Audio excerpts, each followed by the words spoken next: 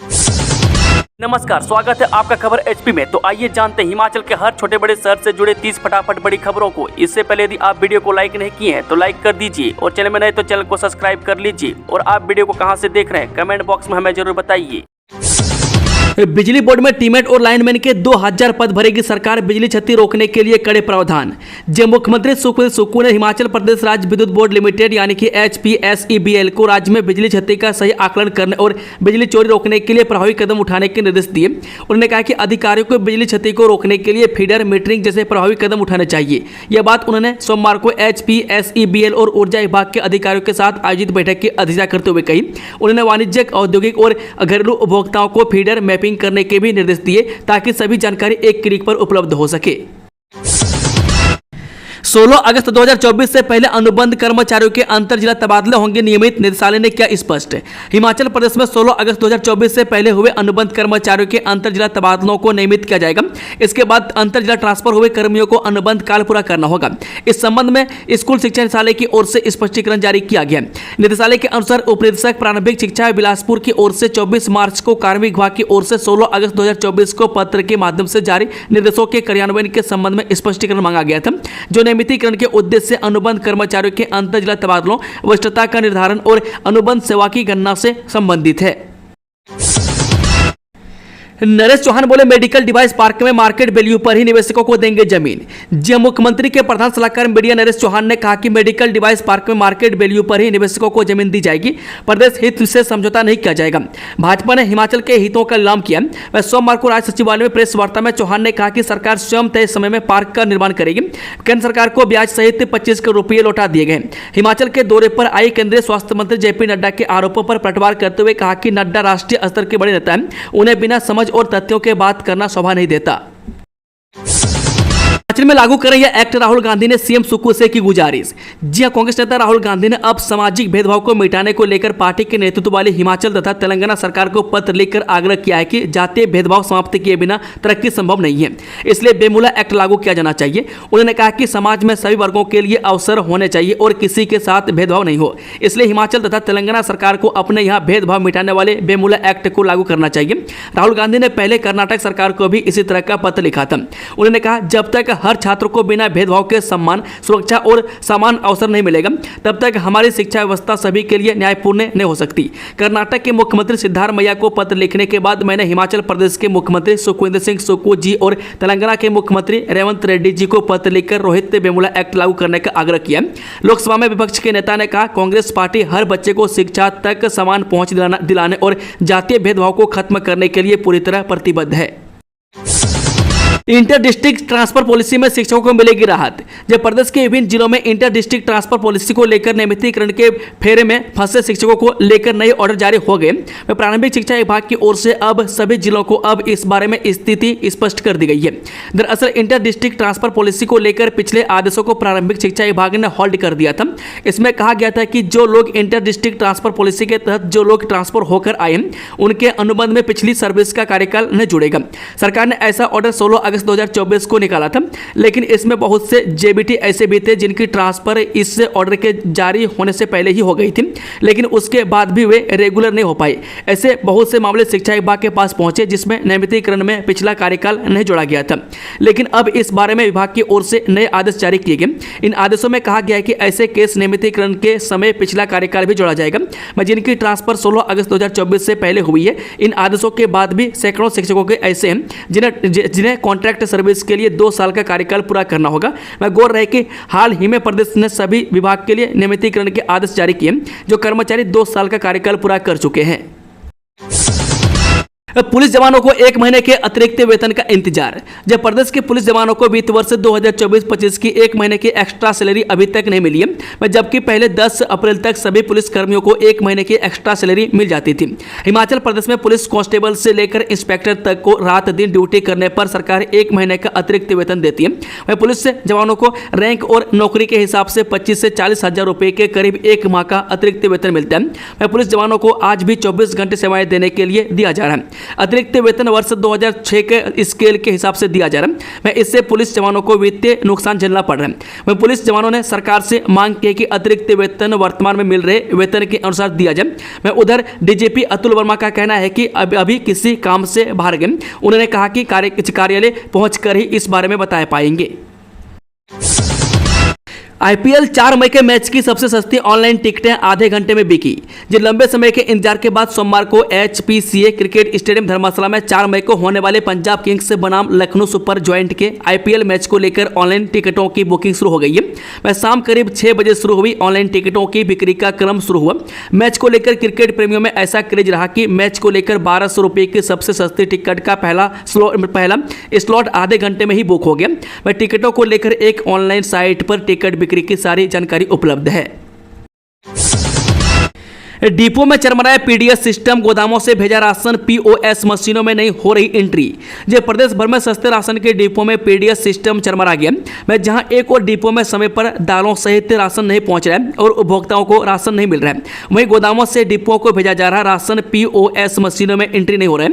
मैं इसके अतिरिक्त निगम के गोदामों से डिपोओं तक राशन पहुंचाने में ठेकेदार आनाकानी कर रहे हैं। यह आरोप प्रदेश डिपो संचालक समिति ने लगाया। मैं प्रदेश डिपो संचालक समिति के प्रदेश अध्यक्ष अशोक कवि ने कहा कि प्रदेश के विभिन्न जिलों में डिपो धारकों के बिल निगम के गोदामों से कट चुके हैं और डिपो धारकों ने अपने डिपो में मिलने वाले निर्धारित कोटे के पैसे भी जमा करवा दिए और डिपो में राशन भी आ चुका है, लेकिन डिपो पर लगी पीओएस मशीनों में राशन की एंट्री नहीं होने की वजह से डिपो धारक उपभोक्ताओं को राशन वितरित करने में असमर्थ है।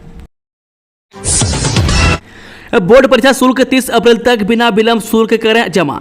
हिमाचल प्रदेश स्कूल शिक्षा बोर्ड के सचिव डॉक्टर मेजर विशाल शर्मा ने बताया कि मार्च 2025 में संचालित की बोर्ड परीक्षाओं से संबंधित परीक्षार्थी शुल्क की अदायगी 1 से 30 अप्रैल तक बिना विलंब शुल्क के साथ जमा करवा सकते हैं। इसके बाद विलंब शुल्क भी लिया जाएगा। हिमाचल प्रदेश स्कूल शिक्षा बोर्ड सचिव डॉक्टर मेजर विशाल शर्मा ने बताया कि उपरोक्त तय अवधि के बाद परीक्षार्थी से शुल्क नियमानुसार विलंब शुल्क सहित लिया जाएगा। चूड़धार की चोटी पर जाने वालों को देना होगा शुल्क, 1 मई से लागू कर दिया जाएगा नियम। हिमाचल के सिरमौर जिले की सबसे ऊंची चोटी चूड़धार पर जाने वालों को अब 1 मई से शुल्क देना होगा। मैं इको डेवलपमेंट कमेटी चूड़धार ने यह कदम पर्यावरण संरक्षण और स्वास्थ्य स्वच्छता बनाए रखने के लिए उठाया है। 11,965 फीट की ऊंचाई पर स्थित सिरगुल महादेव के धार्मिक स्थल चूड़धार जाने वाले श्रद्धालुओं के लिए शुल्क की दरें अलग अलग हैं। वह चूड़धार सेंचुरी एरिया है, ऐसे में चूड़धार वाइल्ड लाइफ सेंचुरी और ईडीसी ने पिछले दिनों बैठक कर शुल्क निर्धारित किया था। में शुल्क की 10 कैटेगरी बनाई गई है। देश के कई मंदिर धार्मिक स्थल आतंकियों के रडार पर, एनआईए जांच में आईएसआईएस को लेकर बड़ा खुलासा। राष्ट्रीय जांच एजेंसी की जांच में खूंखार आईएसआईएस से जुड़े संगठनों को लेकर बड़ा खुलासा किया। एजेंसी की जांच में हुए चौंकाने वाले खुलासे में पता चला है कि आईएसआईएस से जुड़े आतंकवादी संगठनों के सदस्य तमिलनाडु और केरल, आंध्र प्रदेश और कर्नाटक सहित ही अन्य पड़ोसी राज्यों में धार्मिक स्थलों और मंदिरों को निशाना बनाने की कोशिश कर रहे हैं। वह जांच के मुताबिक आतंकवादी संगठनों के सदस्य तमिलनाडु को इस्लामिक स्टेट बनाने के उद्देश्य से सलाफी जिहादी विचारधारा को बढ़ावा देने की कोशिश कर रहे हैं। मामले की जानकारी रखने वाले एक अधिकारी ने सोमवार को ईटीवी भारत को बताया कि उन्होंने इस संबंध में सभी संबंधित राज्य सरकारों को सूचित कर दिया है। नौकरी चाहिए तो 23 को आए कुल्लू, 24 को बंजार, 10वीं पास भी दे सकते हैं कैंपस इंटरव्यू। जे messrs SIS security services private limited RTA Bilaspur द्वारा पुरुष उम्मीदवारों के लिए सुरक्षा गार्ड और सुपरवाइजर के कुल 100 रिक्त पदों को भरने के लिए साक्षात्कार जिला रोजगार कार्यालय कुल्लू और उप रोजगार कार्यालय बंजार में आयोजित किए जाएंगे। जिला रोजगार अधिकारी जितेंद्र सिंह ने बताया कि इन पदों के लिए आवश्यक योग्यता 10वीं पास, लंबाई 168 सेंटीमीटर और उससे अधिक तथा आयु 19 से 40 वर्ष के बीच तथा वजन 54 से 95 किलो होना चाहिए। वेतनमान 16,500 से 22,000 मासिक होगा तथा नौकरी का कार्यस्थल हिमाचल तथा चंडीगढ़ रहेगा। योग्य पुरुष से उम्मीदवार अपने सभी अनिवार्य दस्तावेज सहित दिनांक 23 अप्रैल 2025 को प्रातः 11 बजे जिला रोजगार कार्यालय कुल्लू में तथा दिनांक 24 अप्रैल 2025 को प्रातः 11 बजे उप रोजगार कार्यालय बंजार जिला कुल्लू में पहुंचकर कैंपस इंटरव्यू में भाग ले सकते हैं। उम्मीदवार हिमाचल प्रदेश के रोजगार कार्यालय में पंजीकृत होना चाहिए। यदि अभी तक पंजीकरण नहीं हुआ है तो वे ऑनलाइन अपना पंजीकरण करवा लें तथा इंटरव्यू के लिए ऑनलाइन आवेदन करें। इच्छुक तथा योग्य उम्मीदवारों से अनुरोध है कि वे ऑनलाइन पंजीकरण के लिए www.eemis.hp.ni.in पोर्टल पर जाएं। अधिक जानकारी के लिए जिला रोजगार कार्यालय कुल्लू 01902222522 पर संपर्क करें। हिमाचल प्रदेश में खाई में गिरी बोलेरो कैंपर, एक महिला की मौत, 24 लोग घायल।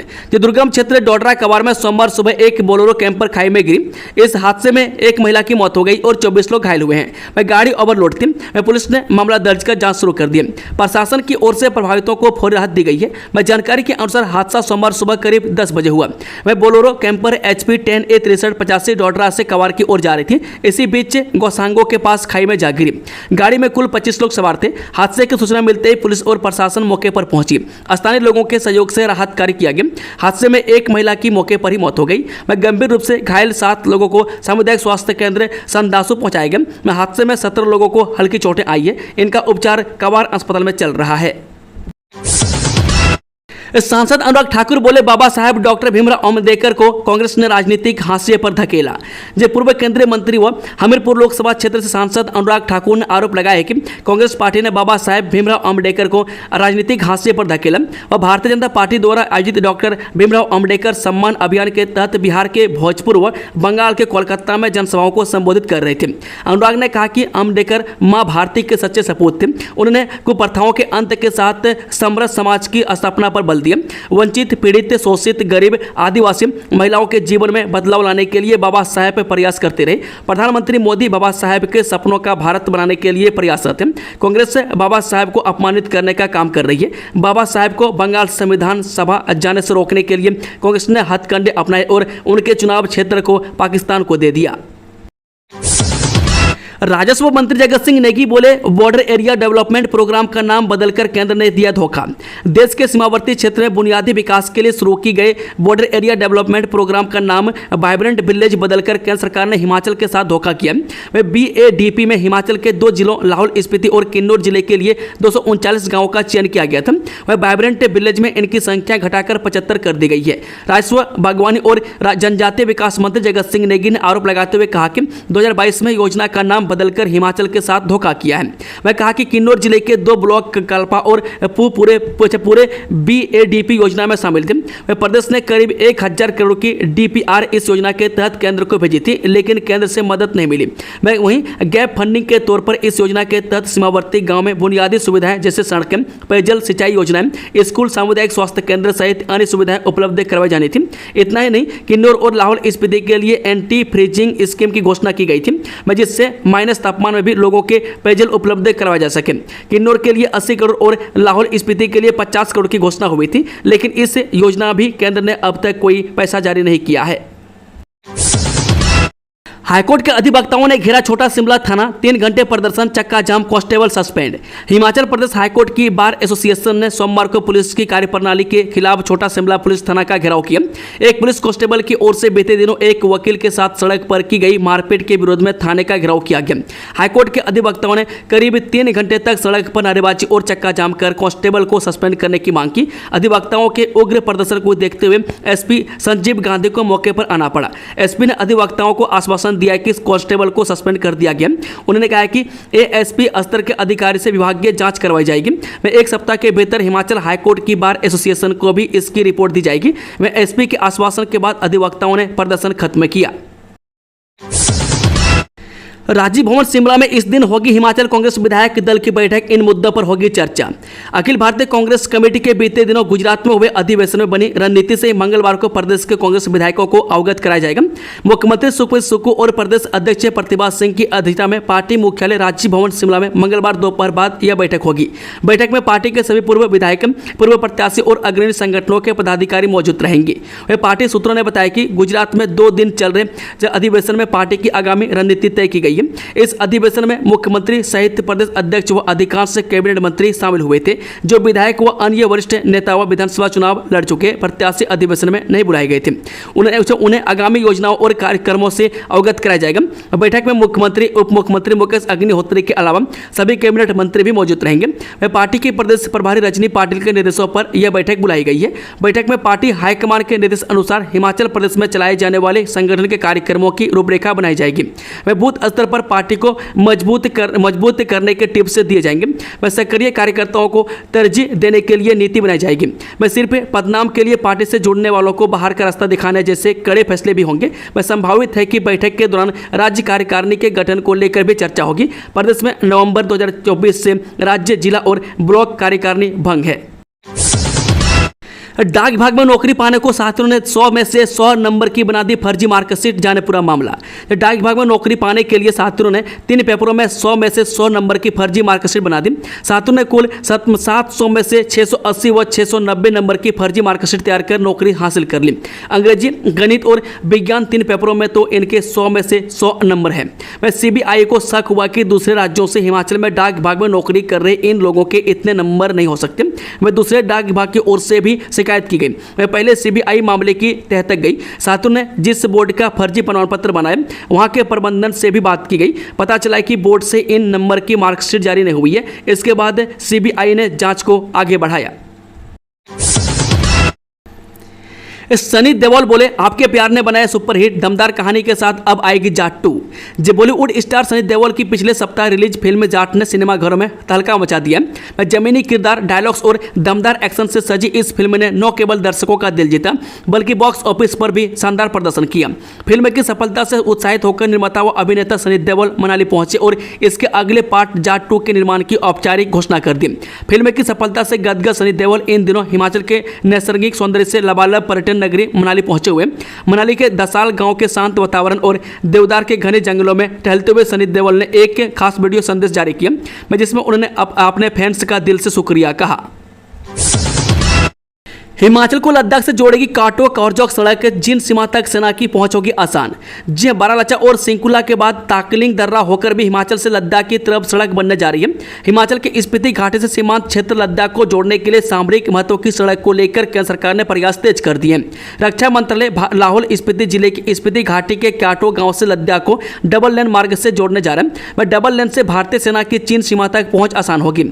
इस सामरिक महत्व के मार्ग के निर्माण के लिए सीमा सड़क संगठन यानी कि BRO का दीपक और हिमांग प्रोजेक्ट पिछले लंबे समय से काम कर रहे हैं। यह मार्ग साल के 12 महीने ट्रैफिक के लिए खुला रहेगा और हिमाचल व लद्दाख की दूरी को पाटने के लिए ताकलिंग दर्रा में 3.5 किलोमीटर लंबी सुरंग का निर्माण भी किया जा रहा है। वह सुरंग बन जाने से स्पीति के काटो से लद्दाख के छोमोरिरी तक लगभग 18 किलोमीटर दूरी और कम होगी। वहीं टनल और सड़क के DPR रिपोर्ट तैयार करने के लिए BRO ने निविदाएं जारी की। BRO ने ग्राउंड लेवल पर सर्वेक्षण पूरा कर अब इसकी DPR बनाने के लिए टेंडर जारी किया। इस मार्ग की खास बात यह है कि काटो से लद्दाख के बीच में महज एक दर्रा पड़ता है। वह सड़क बन जाने के बाद सेना के साथ आम लोगों को 18,290 फुट ऊंचा एकमात्र ताकलिंग दर्रा ही पार करना पड़ेगा। सैंपल फेल होने पर कंपनियों को भेजा नोटिस, 32 दवाओं के लाइसेंस होंगे रद्द, स्टॉक वापस मंगवाया। हिमाचल प्रदेश में बनी 32 दवाओं के सैंपल फेल होने के बाद ड्रग विभाग ने कड़ा संज्ञान लेते हुए संबंधित कंपनियों को नोटिस जारी कर दिया। फेल हुई दवाओं का लाइसेंस भी रद्द किया जाएगा। बाजार से स्टॉक वापस मंगवाने के लिए भी कहा गया। बीते दिनों देश भर में दवाओं के 131 सैंपल फेल हुए थे। इसमें केंद्रीय दवा मानक नियंत्रण संगठन की ओर से लिए गए 70 सैंपल फेल हुए। इसमें प्रदेश की दवा कंपनियों के 25 सैंपल शामिल हैं, जबकि राज्य प्रयोगशाला की ओर से लिए सैंपलों में 61 फेल हुए। इसमें प्रदेश की 7 दवाएं शामिल हैं। फेल होने वाली दवाओं में हार्ट, शुगर, जोड़ों के दर्द, विटामिन, आयरन, जीवाणु संक्रमण, एलर्जी, मस्कुलर डिस्ट्रॉफी, दर्द निवारक, किडनी व एंटीबायोटिक शामिल है। हिमाचल में समर टूरिस्ट सीजन की बम्पर शुरुआत, पर्यटन स्थल गुलजार 80% पहुंची ऑक्यूपेंसी। हिमाचल प्रदेश में इस बार समर टूरिस्ट सीजन की बम्पर शुरुआत हुई है। 15 अप्रैल से शुरू हुए टूरिस्ट सीजन के पहले ही हफ्ते में प्रदेश के प्रमुख पर्यटन स्थल सैलानियों से गुलजार हो गए। वीकेंड पर पर्यटन स्थलों में ऑक्यूपेंसी 70 से 80% पहुंच गई है। शिमला, कुफरी, मनाली, धर्मशाला और डलहौजी सैलानियों से गुलजार हो गए। आने वाले दिनों के लिए भी होटलों में एडवांस बुकिंग चल रही है। पर्यटन कारोबारियों को उम्मीद है कि मई और जून में पर्यटकों के हिमाचल पहुंचने का क्रम लगातार जारी रहेगा। पर्यटक वाहनों की संख्या बढ़ने से शिमला और मनाली में ट्रैफिक जाम की समस्या पेश आ रही है। हो जाए सावधान, नहीं तो पलक झपकते ही हो जाएंगे कंगाल। जो साइबर अपराधी अब लोगों को ई पेन डाउनलोड करने के नाम पर ठगने लगे। यह एक नई और खतरनाक साइबर धोखाधड़ी है जिसमें फर्जी ईमेल भेजकर यूजर को एक लिंक पर क्लिक करने को कहा जाता है। मैं एक बार आपने लिंक पर क्लिक किया तो आपकी गोपनीय जानकारी और बैंक डिटेल से खतरे में पड़ सकती है। इस स्कैम में आमतौर पर ऐसा दिखाया जाता है कि यह ईमेल किसी सरकारी विभाग से आया, जबकि असलियत में ईमेल पूरी तरह से फेक होता है। वह फिशिंग मेल व फर्जी ईमेल होते हैं जो असली जैसे दिखते हैं, लेकिन इनका मकसद होता है आपकी पर्सनल जानकारी चुराना। यह जानकारी आगे चलकर आपकी जमा पूंजी को चुराने में इस्तेमाल की जाती है। चंबा में मलबे में दबी गाड़ियां, सलोनी लंगेरा मार्ग पर मिट्टी पत्थरों का राज, नाले में पानी बढ़ने से दिक्कत। चंबा सलोनी लंगेरा मुख्य मार्ग पर किहार के ऊपरी हिस्से में बारिश व ओलावृष्टि के चलते नाले का जल स्तर बढ़ने से काफी तादाद में वाहन मलबे में दब गए। वह साथ ही मार्ग पर वाहनों की आवाजाही पूरी तरह से ठप हो गई। इसके चलते मार्ग के दोनों ओर वाहनों की लंबी कतारें लग गई। लोक निर्माण विभाग की टीम जेसीबी मशीनों के सहयोग से मलबा हटाकर मार्ग पर वाहनों की आवाजाही के लिए काम युद्ध स्तर पर छिड़े हुए। जानकारी के अनुसार रविवार दोपहर बाद किहार क्षेत्र में भारी बारिश व ओलावृष्टि के कारण अचानक नाले का जल स्तर बढ़ गया। वह देखते ही देखते नाले के पानी के साथ भारी तादाद में मलबा बहकर मुख्य मार्ग तक पहुंच गया। इसके चलते सड़क किनारे खड़े वाहन मलबे की जद में आ गए। इस साल 72 मेगावाट सौर ऊर्जा उत्पादन सरकार ने तय किया लक्ष्य, प्रदेश को हरित राज्य बनाने पर फोकस। प्रदेश में इस साल सौर ऊर्जा परियोजनाओं पर फोकस किया जाएगा। वह साल के अंत तक लगभग 72 मेगावाट सौर ऊर्जा का उत्पादन होगा। सरकार के पावर कॉर्पोरेशन को इसकी जिम्मेदारी दी गई है, वह जो तेजी के साथ इस पर काम कर रहे हैं। प्रदेश पावर कॉर्पोरेशन लिमिटेड ने ऊना जिला में 2 परियोजनाओं का निर्माण कार्य शुरू किया। मैं इनमें से 12 मेगावाट क्षमता की एक परियोजना गोंदपुर बुल्ला और 11 मेगावाट क्षमता की परियोजना लम लहाड़ी उपरली में स्थित है। सोलन जिला में 3 परियोजनाएं निर्माणाधीन है, जिनमें नालागढ़ के सनेड में 13 मेगावाट, बड़ा बरोट में 8 मेगावाट और दभोटा माजरा में 13 मेगावाट क्षमता की परियोजनाएं शामिल है। 9 मेगावाट की दभोटा वन परियोजना के लिए शीघ्र ही निविदा जारी की जाएगी और इसका निर्माण कार्य शीघ्र ही शुरू किया जाएगा। इसके अलावा ऊना जिला के टिहरा खास में 6 मेगावाट की सौर परियोजना के लिए भी निविदा प्रक्रिया शुरू कर दी गई है। वर्तमान में 325 मेगावाट संयुक्त क्षमता की 8 अतिरिक्त परियोजनाओं के लिए सर्वे किया जा रहा है। J&K से जुड़े हिमाचल में चिट्टा तस्करी के तार तस्करों ने शिमला हमीरपुर में फैलाया था नशा बेचने का रैकेट। हिमाचल में चिट्टा तस्करी के तार अब जम्मू कश्मीर के अखनूर से जुड़ गए। शिमला पुलिस ने शिमला में पकड़े चिट्टा तस्कर के बैंकवर्ड लिंकेज आधार पर कार्रवाई करते हुए जम्मू कश्मीर के अखनूर में कार्रवाई की है। शिमला पुलिस की जांच में खुलासा हुआ है कि चिट्टा तस्करों ने शिमला और हमीरपुर में चिट्टा तस्करी का रैकेट फैलाया था। शिमला पुलिस ने अंतर्राज्यीय स्तर पर फैले चिट्टा तस्करी नेटवर्क का पर्दाफाश करते हुए कई कड़ियों को जोड़ा और गिरफ्तारी की है। शिमला पुलिस का नशे के खिलाफ जारी विशेष अभियान मिशन क्लीन भरोसा एक बार फिर असरदार साबित हुआ। इस कार्रवाई की शुरुआत न्यू शिमला से मोती शर्मा की गिरफ्तारी के साथ हुई, जिसके पास से 23 केजी 720 ग्राम हेरोइन बरामद की गई थी। पूछताछ में मोती शर्मा ने जम्मू कश्मीर के अशोक खजूरिया उर्फ शर्मा उर्फ बिल्ला का नाम उजागर किया, जो इस नशे के अवैध कारोबार का मुख्य सूत्रधार बताया जा रहा है। पुलिस से जांच में खुलासा हुआ है कि मोती शर्मा अशोक खजूरिया के साथ मिलकर शिमला और हमीरपुर जिलों में नशे की आपूर्ति करता था। नशे की बिक्री से मिले पैसे अपनी बहन के बैंक खाते से सरिता नामक महिला के खाते में ट्रांसफर किए जाते थे।